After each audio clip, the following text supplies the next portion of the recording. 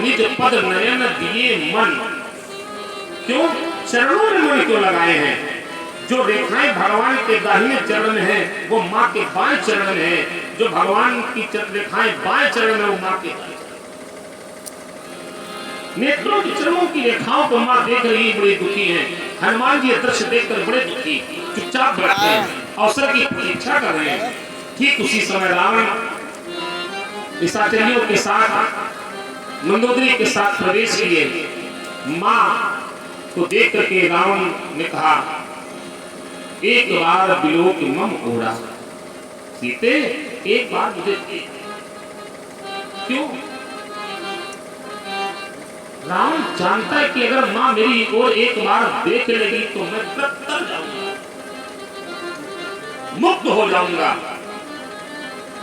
और हमारे आपके यहाँ की एक सभ्यता में बताऊं, पूर्व काल में सभ्यता ऐसी होती थी, घर में कोई बाहरी व्यक्ति आता था, घर में कोई नहीं होता था तो माताएं छोटे बच्चों से कह देती, कह दो कि बैठो, बाबा जी आ रहे होंगे, पिताजी आ रहे होंगे। बच्चों से मर्यादा थी कोर्ट की।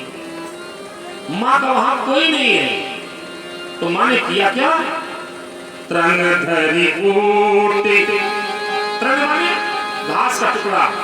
ये घास का टुकड़ा कौन है? माँ का जन्म धरती से हुआ है, धरा से, और ये घास भी धरा से निकला है, संबंध में मेरा भाई है। माँ ने घास के टुकड़ों को सामने रख करके रावण से कहा, रावण।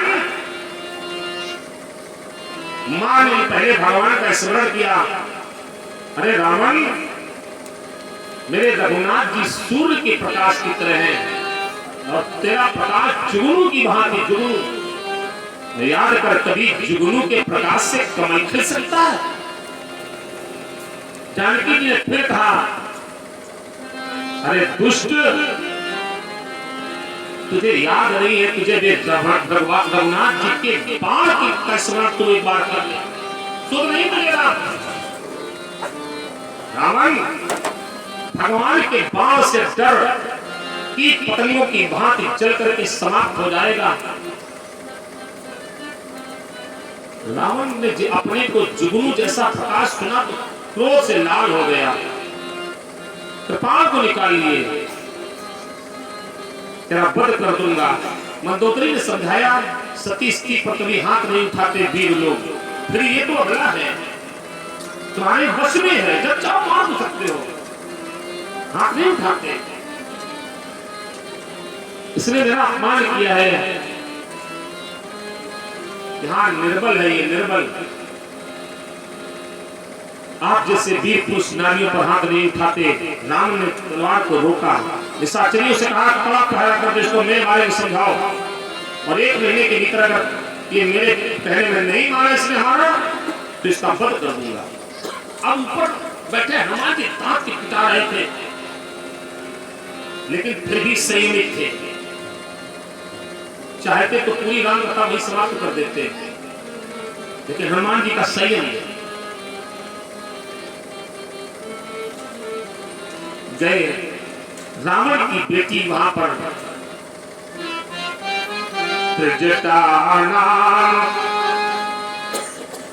राक्षसी एका, रामचरण रति निपुण विवेका।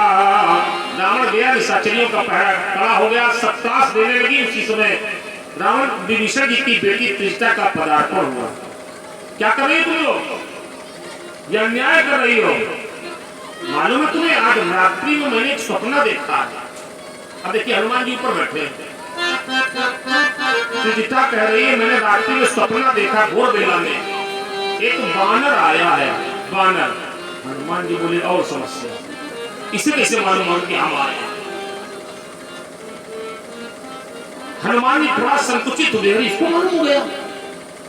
सपन रात में देखा है बानर आया, उसने सारी लंका को जला दिया। हनुमान जी ने कहा, ये तो मैंने सोचा भी नहीं, भगवान ने कहा भी नहीं। रावण की सेना का संहार कर दिया है। रावण मुकुट से विहीन, सिर घुटा हुआ है, नंगा सिर है, पूरे शरीर पर वस्त्र नहीं है, गधे पर बैठा दक्षिण दिशा की ओर जा रहा।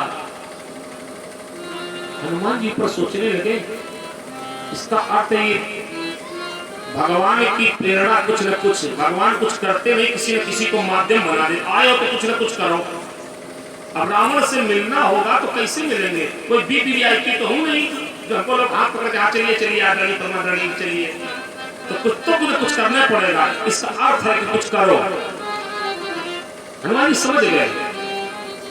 माँ ने त्रिष्टा से बहुत कहा, माँ अब जीना नहीं चाहती हूँ, ये बादल जल नहीं मानो तेल बरसा करके मुझे और अग्नि प्रज्वलित करने के लिए कहते हैं, जलने के लिए मत। कोई एक छोटा सा अग्नि का टुकड़ा मिल जाए, मैं अपने को समाप्त कर दूं। त्रिष्टा ने कहा, बेटी यहाँ पर अग्नि मिलती ही नहीं है, अग्नि का कोई काम नहीं, सब कच्चे खाते हैं। अग्नि कहाँ भूनते होती तो नहीं है, पकाते नहीं है, सब ऐसे कच्चे खाते हैं सब। माँ विलाप करेगी, समझा करके सीता जी गई। अम्मा आकाश से प्रार्थना कर रही कि हे आकाश, क्या तेरे में एक कोई तारा नहीं जो टूट कर भूमि पर गिर पड़े और उससे अग्नि प्रज्वलित हो जाए, मैं अपने को समाप्त कर लूं। अब रघुनाथ के विरह में हमें जीना नहीं चाहिए। हनुमान जी से न रहा गया। जब माँ बहुत व्याकुल हो गई तो हनुमान जी ने भगवान की दी हुई अंगूठी भूमि पर जैसे छोड़ी। माँ ने उठ करके देखा कि ये क्या कोई शायद तारा गिर पड़ा है। जा करके देखा